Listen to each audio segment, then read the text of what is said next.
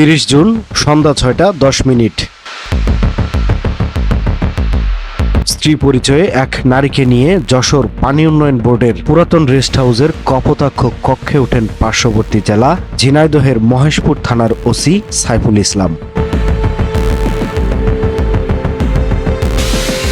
এর ঘণ্টা দুয়েক পরে রেস্ট হাউসে 5 থেকে 6 জন সহযোগীদের নিয়ে হাজির হন যশোর জেলা স্বেচ্ছাসেবক দলের আহ্বায়ক কমিটির সদস্য গোলাম হাসান সনি।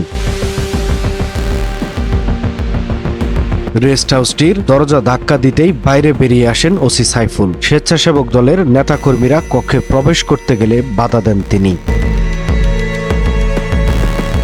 এক পর্যায়ে টেনে হিঁচড়ে ধস্তাধস্তি করে ওসিকে সঙ্গে নিয়েই প্রবেশ করেন তারা।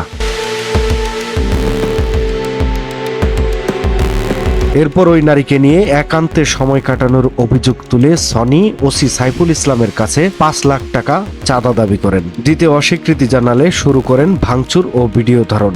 আনসার সদস্য ও পানি উন্নয়ন বোর্ডের এক কর্মচারীকেও মারধর করেন তারা। এক পর্যায়ে ঘটনা ধামাচাপা দিতে ওই ওসি 2 লাখ টাকায় রফাদফা করেন। খবর পেয়ে ঘটনাস্থলে পুলিশ হাজির হলে ওসি সহ ওই নারীকে পেছনের দরজা দিয়ে পালিয়ে যেতে সাহায্য করেন গোলাম হাসান সনি।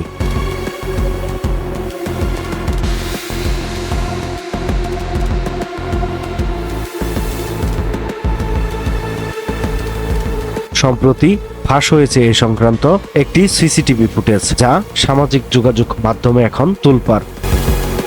তবে এই ঘটনা অস্বীকার করে অভিযোগের বিষয়টি নাকচ করেছেন ওসি সাইফুল ইসলাম ও গোলাম হাসান সনি। এ নিয়ে 2 জেলায় ব্যাপক চাঞ্চল্যের সৃষ্টি হয়েছে।